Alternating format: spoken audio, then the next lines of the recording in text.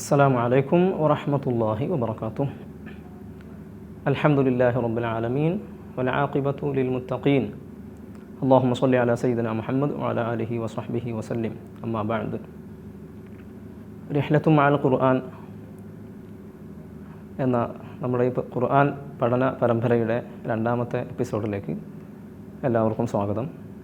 നമ്മുടെ ഒന്നാമത്തെ എപ്പിസോഡ് എല്ലാവരും കണ്ടു എന്ന് വിശ്വസിക്കുന്നു.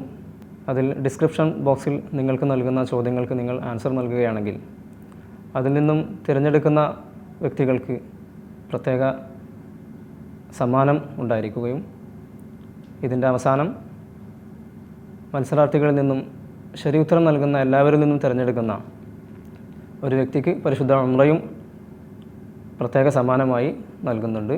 അതിലൊക്കെ പങ്കാളികളാവാൻ എല്ലാവരും ശ്രദ്ധിക്കുക. റിഹ്ലത്തും മഅൽ ഖുർആൻ എന്ന ഈ എപ്പിസോഡിൽ പരിശുദ്ധ സൂറത്തുൽ ഫാത്തിഹയുടെ പാരായണത്തെ സംബന്ധിച്ചാണ് നമ്മൾ തുടങ്ങുന്നത്. ആദ്യം സൂറത്തുൽ ഫാത്തിഹ നമുക്കൊന്ന് പാരായണം ചെയ്ത് കേൾക്കാം. أعوذ بالله من الشيطان الرجيم.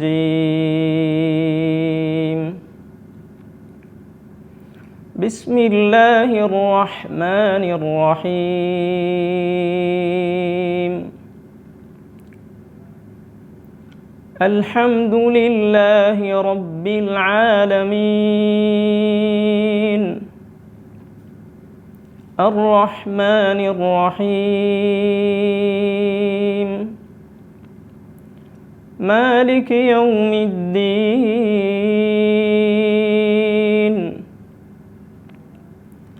إياك نعبد وإياك نستعين. اهدنا الصراط المستقيم. صراط الذين أنعمت عليهم غير المغضوب عليهم ولا الضالين.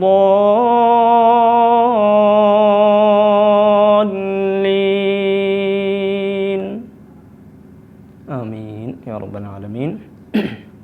പരിശുദ്ധ ഖുർആനിൽ നാം സൂറത്തുൽ ഫാത്തിഹ മറിച്ച് നോക്കുകയാണെങ്കിൽ ഒരു പക്ഷേ അതിൽ ഒന്നാമത്തെ ആയത്തായിട്ട് കാണാൻ കഴിയുക ബിസ്മില്ലാഹിർ റഹ്മാനിർ റഹീം എന്ന തിരുവചനമാണ്.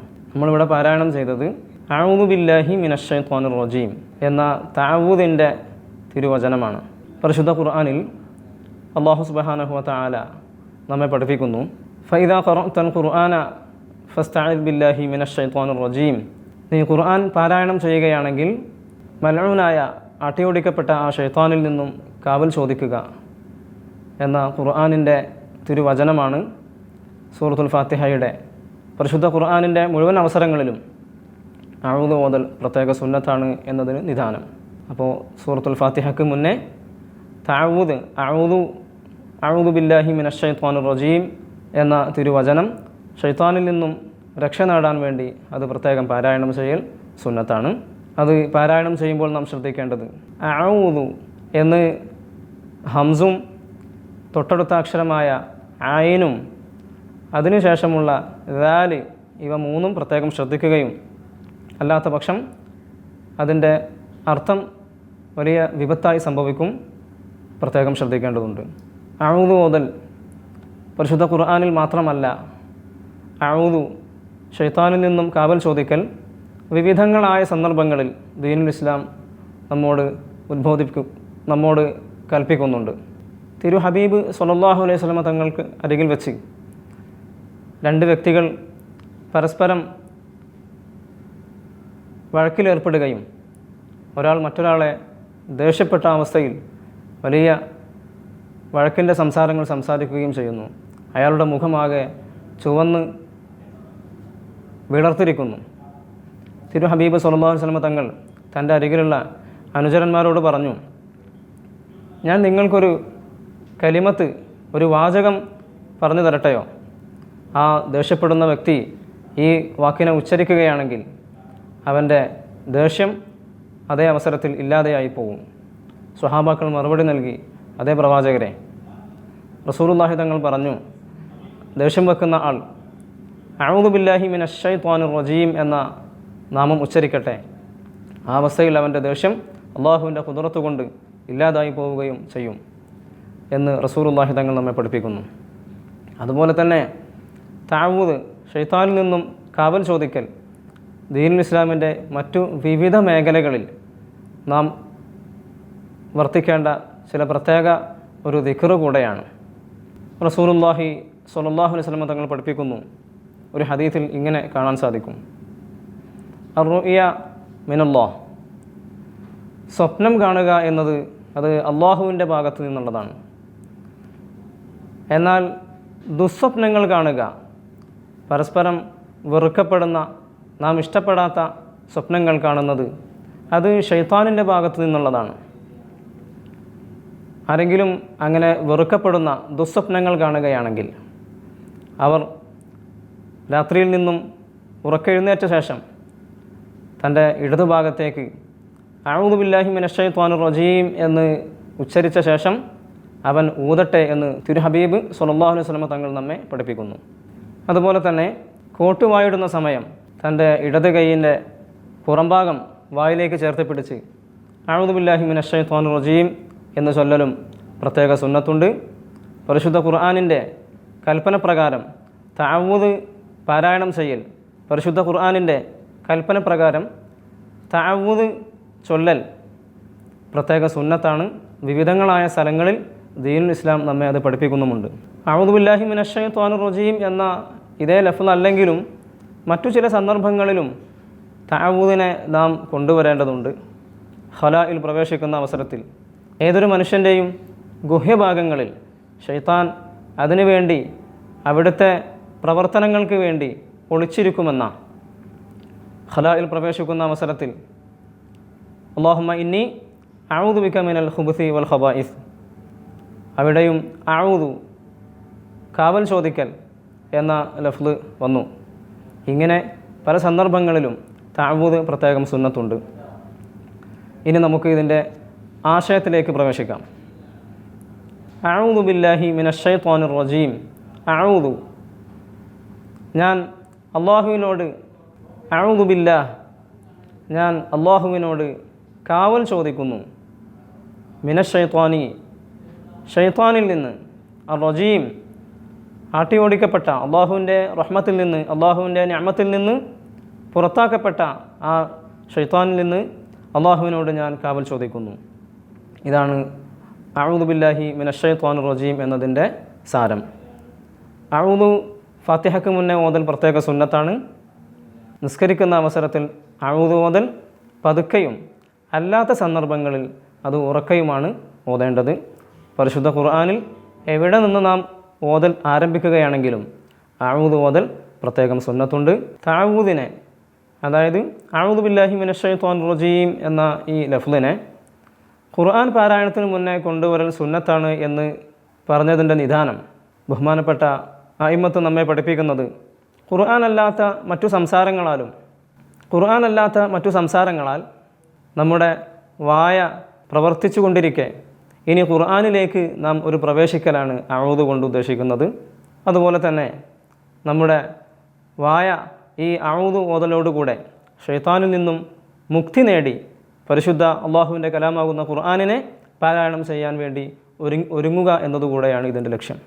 ശൈത്താനിൽ നിന്നും, എല്ലാ ബുദ്ധിമുട്ടുകളിൽ നിന്നും, ശൈത്താനിൻ്റെ മുഴുവൻ ബുദ്ധിമുട്ടുകളിൽ നിന്നും അള്ളാഹു അല്ലാതെ മറ്റൊരുത്തനിൽ നിന്നും ഇതിൽ നിന്ന് രക്ഷ നേടാൻ ഒരു മാർഗവുമില്ല എന്നൊരു ധ്വനിയും അഊദു ബില്ലാഹി മിനശ് ശൈത്വാനിർ റജീം എന്ന ലഫ്ളിൽ ഒളിഞ്ഞിരിക്കുന്നു.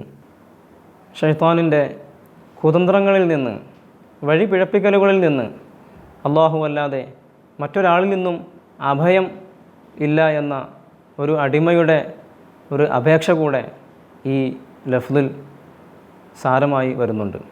അടുത്ത ആയത്ത്, അതായത് സൂറത്തുൽ ഫാത്തിഹയിലെ ഒന്നാമത്തെ ആയത്ത്, ബിസ്മില്ലാഹിർ റഹ്മാനിർ റഹീം. പരിശുദ്ധ സൂറത്തുൽ ഫാത്തിഹയിലെ ഒന്നാമത്തെ ആയത്താകുന്ന ബിസ്മില്ലാഹിർ റഹ്മാനിർ റഹീം എന്ന ഈ ആയത്തിന് മുഫസ്സിറുകൾ രേഖപ്പെടുത്തിയതായി കാണാൻ കഴിയും. പരിശുദ്ധ ഖുർആൻ, നാം കഴിഞ്ഞ എപ്പിസോഡിൽ പറഞ്ഞതുപോലെ പരിശുദ്ധ ഖുർആൻ അതിൻ്റെ എല്ലാം ഉത്ഭവസ്ഥലം, ഖുർആനിൽ അടങ്ങിയ മുഴുവൻ ആശയങ്ങളും അതിൻ്റെ സാരസമ്പൂർണ്ണമാണ് സൂറത്തുൽ ഫാത്തിഹ. ആ സൂറത്തുൽ ഫാത്തിഹയിൽ അടങ്ങിയ മുഴുവൻ വസ്തുക്കളെയും സാരസമ്പൂർണമായി ചുരുക്കപ്പെട്ടതാണ് അൽ ബസ്മല, അതായത് ബിസ്മില്ലാഹിർ റഹ്മാനിർ റഹീം എന്ന ഈ ചെറിയ വചനം. അപ്പോൾ ബിസ്മില്ലാഹിർ റഹ്മാനിർ റഹീം എന്ന ഈ തിരുവചനത്തെ ഉച്ചരിക്കൽ പ്രത്യേക സുന്നത്തായി നിത്യജീവിതത്തിൽ നമുക്ക് കൊണ്ടുവരേണ്ട ഒരുപാട് സന്ദർഭങ്ങളുണ്ട്. അവ ഏതെല്ലാമെന്ന് നമുക്ക് നോക്കാം. നമ്മുടെ നേതാവ് റസൂലുള്ളാഹി സ്വല്ലല്ലാഹു അലൈഹി വസല്ലം തങ്ങൾ പഠിപ്പിക്കുന്നു, കുല്ലു അംരിൻ ദീ ബാലിൻ ലാ യുബ്ദഉ ബിസ്മില്ലാഹിർ റഹ്മാനിർ റഹീം ഫഹുവ അബ്തറു. മഹത്വമായ പരിശുദ്ധ ദീനിൽ മഹത്വം കൽപ്പിക്കപ്പെടുന്ന ഏത് പ്രവർത്തനവും അത് ബിസ്മി കൊണ്ട് തുടങ്ങാതെ തുടങ്ങപ്പെട്ട കാര്യമാണെങ്കിൽ അത് അള്ളാഹുവിൻ്റെ റഹ്മത്തിൽ നിന്നും അള്ളാഹുവിൻ്റെ ബറക്കത്തിൽ നിന്നും അത് ഒഴിവായിരിക്കുന്നു എന്നർത്ഥം. അപ്പോൾ ബിസ്മി ഇല്ലാത്ത ഒരു പ്രവർത്തനവും അള്ളാഹുവിൻ്റെ റഹ്മത്തോ അള്ളാഹുവിൻ്റെ അനുഗ്രഹമോ അതിന് ഏൽക്കുകയില്ല. അത് ഫഹുവ അബ്തറു എന്നാണ് ഹദീസിൽ കാണാൻ കഴിയുക. ജീവിതത്തിൻ്റെ വിവിധ മേഖലകളിൽ ഈ ഹദീസിനെ അടിസ്ഥാനമാക്കി നമുക്ക് ബിസ്മി കൊണ്ടുവരൽ പ്രത്യേക സുന്നത്തുണ്ട്. എത്രത്തോളം എന്ന് ചോദിച്ചാൽ, തിരു ഹബീബ് സ്വല്ലല്ലാഹു അലൈഹി വസല്ലം തങ്ങൾ തൻ്റെ ജീവിതകാലം ദീനി ദഅവത്തിന് വേണ്ടി ഒരു വേള റോമിലുള്ള ഹിർക്കൽ രാജാവിന് ഒരു കത്തെഴുതുകയുണ്ടായി. ആ കത്തിൻ്റെ തുടക്കത്തിൽ റസൂലുള്ളാഹി തങ്ങൾ എഴുതിയത് ബിസ്മില്ലാഹിർ റഹ്മാനിർ റഹീം മിൻ മുഹമ്മദിൻ റസൂലില്ലാ. തുടക്കത്തിൽ ബിസ്മില്ലാഹിർ റഹ്മാനിർ റഹീം ഒരു കത്തെഴുതുകയാണെങ്കിലും അവിടെയും തിരു ഹബീബ് സ്വല്ലല്ലാഹു അലൈഹി വസല്ലം തങ്ങൾ അത് പ്രാവർത്തികമാക്കി. ഏറ്റവും ആദ്യം ബിസ്മി എഴുതിയ ആൾ സയ്യിദുന സുലൈമാൻ അലൈഹിസ്സലാത്തു വസ്സലാം ആയിരുന്നു. ബിൽഖീസ് രാജ്ഞിക്ക് വേണ്ടി ദീനി ദഅവത്തിന് വേണ്ടി എഴുതിയ ആ കത്ത് പരിശുദ്ധ ഖുർആനിൽ പരാമർശിക്കുന്നതായി കാണാൻ കഴിയും. ഇന്നഹു മിൻ സുലൈമാൻ വ ഇന്നഹു ബിസ്മില്ലാഹിർ റഹ്മാനിർ റഹീം. ഭക്ഷണം കഴിക്കാൻ തുടങ്ങുന്ന സമയം, വെള്ളം കുടിക്കാൻ ഒരുങ്ങുന്ന സമയം, വിവിധങ്ങളായ നിത്യജീവിതത്തിലെ എല്ലാ പ്രവർത്തനങ്ങളിലും ബിസ്മി കൊണ്ടുവരൽ സുന്നത്താണ് എന്നർത്ഥം. ഒരു ശത്രുവിൻ്റെ മുന്നിൽ പെടുകയും അതല്ലെങ്കിൽ അക്രമിയായ ഭരണാധികാരികൾക്ക് മുന്നിൽ അവരുടെ ദുർഭരണത്താൽ ബുദ്ധിമുട്ടുന്ന സാഹചര്യത്തിൽ ഒരാൾ ബിസ്മില്ലാഹിർ റഹ്മാനിർ റഹീം എന്ന് 50 തവണ പാരായണം ചെയ്യുകയാണെങ്കിൽ ശത്രുവിൻ്റെ മനസ്സിൽ വലിയ പരിഭ്രാന്തി ഉണ്ടാവുകയും അള്ളാഹുവിൻ്റെ തിരു ഖലാഓടുകൂടെ ഈ അകപ്പെട്ട വ്യക്തി രക്ഷ പ്രാപിക്കുകയും ചെയ്യുമെന്ന് ബിസ്മിയുടെ ഫളായിലിൻ്റെ വിഷയത്തിൽ കാണാൻ സാധിക്കും. ഇനി നമുക്ക് ബിസ്മില്ലാഹിർ റഹ്മാനിർ റഹീം എന്ന തിരുവചനത്തിൻ്റെ തജ്വീദ് ഹുക്മിലേക്ക് പ്രവേശിക്കാം. നമ്മളെല്ലാവരും സൂറത്തുൽ ഫാത്തിഹ നിത്യജീവിതത്തിൽ പാരായണം ചെയ്യുന്നവരാണ്. അതിൽ അശ്രദ്ധമായി വന്നു പോകുന്ന ചില സന്ദർഭങ്ങൾ മാത്രം ഇവിടെ നാം സൂചിപ്പിക്കുകയാണ്. ഒന്ന്, ബിസ്മി ബ ഉച്ചരിക്കേണ്ടത്. ബിസ്മി എന്ന് പറയുമ്പോൾ പലരും ബിസ്മി ബിസ്മി എന്നിങ്ങനെ ഒരു ബായിനെ ഒരു അല്പശബ്ദത്തോടു കൂടെ ഉച്ചരിക്കുന്നതായി കേൾക്കാൻ സാധിക്കും. അവിടെ ശരിക്കും ഉച്ചരിക്കേണ്ടത് ബിസ്മി ബിസ്മി എന്ന് തന്നെ ഉച്ചരിക്കണം. ബ ഉച്ചരിക്കേണ്ടത് 2 ചുണ്ടിൽ നിന്നുമാണ്. മുകളിൽ ചുണ്ട്, താഴെ ചുണ്ടിൻ്റെ പള്ളയിൽ വെച്ച്, എന്ന് വെച്ചാൽ അതിൻ്റെ ആ നേരിടുന്ന ആ ഭാഗം അവിടെ നിന്ന് ശരിക്ക് ഉച്ചരിക്കേണ്ടതുണ്ട്. അതിന് പ്രത്യേക സിഫത്തുകളൊക്കെ ഉണ്ട്. അത് ഭാവിയിൽ ഓരോ വിഷയങ്ങളിലായി നമ്മൾ സംസാരിക്കും ഇൻഷാ അല്ലാഹ്. തൊട്ടടുത്ത അക്ഷരം സീനാണ്, ബിസ്മി. സീൻ ഉച്ചരിക്കുമ്പോൾ ശ്രദ്ധിക്കേണ്ടത്, സീൻ പുറപ്പെടുന്നത്, സീനിൻ്റെ മഖ്റജ് നാവിൻ്റെ കൂർത്ത അറ്റവും താഴെയും മേലെയുമുള്ള മുൻപലിൻ്റെ ഇടയും, ഇങ്ങനെയുള്ള ഭാഗത്തിൻ്റെ ഇടഭാഗത്തു നിന്നാണ് സീനിൻ്റെ മഖ്റജ് വരുന്നത്. നാവ് ഇടയിലേക്ക് ഇട്ടുകൊണ്ടല്ല, നാവ് അതിനോട് നേരിടിച്ച് വെക്കും. പല്ലിൻ്റെ ആ 2 ഇടയിൽ നിന്നും ഒരല്പം കാറ്റ് പുറത്തേക്ക് പോകും. അങ്ങനെ സീൻ ഉച്ചരിക്കുമ്പോൾ ഒരല്പം അതേ ശബ്ദത്തിൽ കാറ്റ് പുറത്തേക്ക് പോകണം. ബിസ്മി. റിഹ്വ് എന്നാണ് ഈ പ്രതിഭാസത്തിന് പേര് പറയുക. അതൊരു സിഫത്താണ്, സീനിനുള്ള ഒരു സിഫത്താണ് റിഹ്വ്. ബിസ്മില്ലാഹി അള്ളാഹു. അള്ളാഹു എന്ന ലഫ്ലാണ് ബിസ്മിക്ക് ശേഷമുള്ളത്. അള്ളാഹു എന്ന ജലാലത്തിൻ്റെ ഇസ്മ. പ്രത്യേകം ശ്രദ്ധിക്കേണ്ടത്, അള്ളാഹു എന്ന ജലാലത്തിൻ്റെ ഇസ്മിനെ അതിന് തൊട്ട് മുന്നേ കെസ്റായതുകൊണ്ട് ബിസ്മില്ലാഹി എന്ന് തർക്കീക്കായിട്ടാണ് ഉച്ചരിച്ചത്, അല്ലാഹ് എന്ന ശബ്ദം. നമ്മൾ ശ്രദ്ധിക്കേണ്ടത്, ലാം ഉച്ചരിക്കേണ്ട അതേ സ്ഥാനത്ത് നിന്നാണ് ഈ അള്ളാഹു എന്ന ജലാലത്തിൻ്റെ ഇസ്മിനെയും ഉച്ചരിക്കേണ്ടത്. ബിസ്മില്ലാഹി എന്ന സ്ഥലത്ത് ലാം ഉച്ചരിക്കുന്ന അതേ ശബ്ദത്തിലാണ് നാം ഉച്ചരിക്കുന്നത്. പ്രത്യേകം ശ്രദ്ധിക്കേണ്ടത്, ലാമിൻ്റെ മഖ്റജ് നാവിൻ്റെ തലഭാഗവും മേലെ മുൻപല്ലിൻ്റെ ഊനുമാണ്. എന്ന് വെച്ചാൽ മുൻപല്ലിൽ തട്ടാൻ പാടില്ല എന്നർത്ഥം. അപ്പോൾ മുൻപല്ലിൽ തട്ടിക്കൊണ്ട് നമ്മൾ സാധാരണഗതിയിലൊക്കെ പലരും ഉച്ചരിക്കുന്നത് കേൾക്കാൻ സാധിക്കും. ഇത് അള്ളാഹു എന്ന ജലാലത്തിൻ്റെ ഇസ്മിനെ ഉച്ചരിക്കുന്ന സമയത്താണ് അധികമായും കേൾക്കാനിടയാവുക. മുൻപല്ലിൽ തട്ടിയും നാവ് പുറത്തേക്ക് വന്നും ഇങ്ങനെയൊക്കെ അള്ളാഹു എന്ന ജലാലത്തിൻ്റെ ഇസ്മിനെ ഉച്ചരിക്കുന്നതായി കാണാൻ സാധിക്കും. നമ്മൾ ശ്രദ്ധിക്കേണ്ടത് നാവ് മേലെ മുൻപല്ലിൽ തട്ടാതെയാണ് ഉച്ചരിക്കേണ്ടത്. ബിസ്മില്ലാഹി. അത് കഴിഞ്ഞാൽ അടുത്ത ലഫ്ള് വരുന്നത് അർ-റഹ്മാനി. ബിസ്മില്ലാഹി റഹ്മാനി റഹീം. അർ-റഹ്മാനി. റ എന്ന് തഫ്ഹീമാക്കിയിട്ടാണ് റാഇനെ ഉച്ചരിക്കേണ്ടത്. നാവിൻ്റെ തലഭാഗം, തലയുടെ മുതുക് എന്ന് പറയും, ആ ഭാഗമാണ് മുകളിൽ അണ്ണാക്കിൽ തട്ടിച്ച്, അതിനോട് നേരിടുന്ന അണ്ണാക്കിൽ തട്ടിച്ച് റ എന്ന് പറയേണ്ടത്. അപ്പോൾ മലയാളത്തിൽ മറ്റു ഭാഷകളിലൊക്കെ നാം കേൾക്കുന്നത് പോലെ തറ എന്ന് മലയാളത്തിൽ എഴുതിയാൽ നമ്മൾ വായിക്കേണ്ടത് തറ എന്നാണ്, റ. അറബിയിലാകുമ്പോൾ അത് തറോ എന്ന് എന്ന ശബ്ദം കേൾക്കണം. തഫ്ഹീമാക്കുക എന്നാണ് ഇങ്ങനെ റാഇൻ്റെ ഈ ശബ്ദത്തെ കുറിച്ച് സിഫത്ത് പറയുന്നത്. തഫ്ഹീം, റാഇനെ തഫ്ഹീമാക്കുക എന്ന് പറഞ്ഞാൽ വായ നിറയെ ശബ്ദം ഖനപ്പിച്ചുകൊണ്ട് ഉച്ചരിക്കുക. ബിസ്മില്ലാഹിർ റഹ്മാനി. അതുപോലെ തന്നെ റാ ഉച്ചരിക്കുമ്പോൾ അധികമായി തക്രീർ ഉണ്ടാകുന്നതും ശ്രദ്ധിക്കേണ്ടതുണ്ട്. തക്രീർ എന്ന് പറഞ്ഞാൽ നാവ് ഇങ്ങനെ പിടപിടക്കുക. ബിസ്മില്ലാഹിർ എന്ന് പറയാൻ പാടില്ല എന്നർത്ഥം. ബിസ്മില്ലാഹിർ റ എന്നേ കേൾക്കാവൂ. അടുത്ത അക്ഷരം റഹ്മാനി, ഹ ആണ്. ഹ ഉച്ചരിക്കുമ്പോൾ വളരെ മൃദുവായിട്ടാണ് ഉച്ചരിക്കേണ്ടത്, കട്ടി ഇല്ലാത്ത അവസരത്തിലാണ് ഉച്ചരിക്കേണ്ടത്. റഹ്മാനി. അഹ് എന്നുച്ചരിച്ചാൽ ആ ഹ എൻ്റെ ശബ്ദം വ്യക്തമായി നമുക്ക് മനസ്സിലാക്കാൻ സാധിക്കും.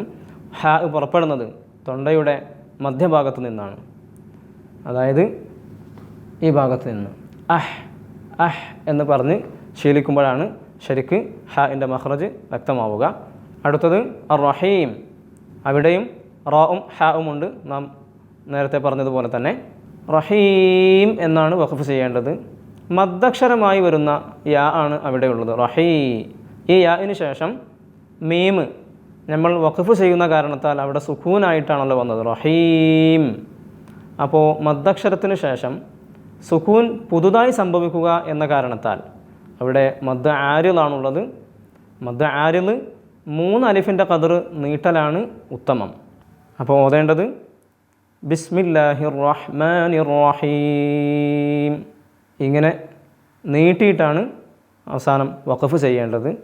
3 അലിഫിൻ്റെ ഖദറാണ് ഏറ്റവും ഉത്തമം. ഇനി ബിസ്മില്ലാഹിർ റഹ്മാനിർ റഹീം എന്ന തിരുസൂക്തത്തിൻ്റെ ആശയത്തിലേക്ക് നമുക്ക് പ്രവേശിക്കാം. ബിസ്മില്ലാഹി, അള്ളാഹുവിൻ്റെ മുഴുവൻ നാമം കൊണ്ടും അള്ളാഹുവിൻ്റെ പ്രത്യേക സഹായവും ബറക്കത്തും പ്രതീക്ഷിച്ചുകൊണ്ട് ഞാൻ പരിശുദ്ധ ഖുർആനിനെ പാരായണം ചെയ്യാൻ ആരംഭിക്കുന്നു. അർ-റഹ്മാനിർ റഹീം. റഹ്മാനും റഹീമുമായ അള്ളാഹുവിൻ്റെ മുഴുവൻ നാമങ്ങൾ കൊണ്ടും. റഹ്മാൻ എന്ന ലഫ്ളിന് അതിൻ്റെ ആശയം അള്ളാഹുവിൻ്റെ കരുണ വിശാലമായതാണ്. ഭൂമി ലോകത്ത് വെച്ച് അള്ളാഹുവിന് ഇബാദത്ത് ചെയ്തവനും ഇബാദത്ത് ചെയ്യാത്തവനും അള്ളാഹു സുബ്ഹാനഹു വ തആല അള്ളാഹുവിൻ്റെ ഖളാഇലുള്ള നിഅമത്തുകൾ അവൻ ചെയ്യുന്നു എന്നർത്ഥം. അപ്പോൾ അങ്ങനത്തെ റഹ്മാനായ അള്ളാഹു. റഹീം എന്ന് പറഞ്ഞാൽ അള്ളാഹുവിൻ്റെ കരുണ വിശാലമേറിയത് തന്നെയാണ്. പക്ഷേ അള്ളാഹു സുബ്ഹാനഹു വ തആല നൽകിയിട്ടുള്ള വിധിവിലക്കുകൾ അനുസരിച്ച് ഭൂമി ലോകത്ത് അള്ളാഹുവിന് വഴിപ്പെട്ട് ജീവിക്കുന്ന അള്ളാഹുവിൻ്റെ സത്യവിശ്വാസികളായ അടിമകൾക്ക് നാളെ പരലോകത്ത് വെച്ച് പ്രത്യേകം അള്ളാഹു ഗുണം ചെയ്യും എന്നതാണ് റഹീം എന്നതിൻ്റെ അർത്ഥം. അപ്പോൾ റഹ്മാനും റഹീമുമായ അള്ളാഹുവിൻ്റെ പരിശുദ്ധ മുഴുവൻ നാമങ്ങളെയും ഉരുവിട്ട് അതിൻ്റെ മുഴുവൻ ബറക്കത്തും പ്രതീക്ഷിച്ചുകൊണ്ട് ഞാൻ പരിശുദ്ധ സൂറത്തുൽ ഫാത്തിഹയെ പാരായണം ചെയ്യാൻ ആരംഭിക്കുന്നു എന്നതാണ് ബിസ്മില്ലാഹിർ റഹ്മാനിർ റഹീം എന്ന ഈ തിരുവചനത്തിൻ്റെ ആശയം. റിഹ്ലത്തും മഅൽ ഖുർആൻ എന്ന ഈ ഖുർആൻ പഠന പരമ്പരയിലെ 2ാമത്തെ എപ്പിസോഡ് ഇവിടെ അവസാനിക്കുകയാണ്. എല്ലാവരും ഈ പ്രോഗ്രാം വീക്ഷിക്കുകയും നിങ്ങൾക്ക് നൽകപ്പെടുന്ന ചോദ്യങ്ങൾക്ക് കറക്റ്റ് ആൻസർ നൽകുകയും അതിൽ നിന്നും വിജയികളെ പ്രഖ്യാപിക്കപ്പെടുകയും ചെയ്യും. അള്ളാഹു നമുക്കേവർക്കും അള്ളാഹുവിൻ്റെ റഹ്മത്തും ബറക്കത്തും നൽകി അനുഗ്രഹിക്കുമാറാവട്ടെ. പരിശുദ്ധ റമളാനിൽ ഖുർആനുമായി മുഴുവൻ സമയവും ചെലവഴിക്കാൻ തൗഫീഖ് നൽകി അനുഗ്രഹിക്കുമാറാവട്ടെ. അസ്സലാമു അലൈക്കും വറഹ്മത്തുള്ളാഹി വബറകാതുഹു.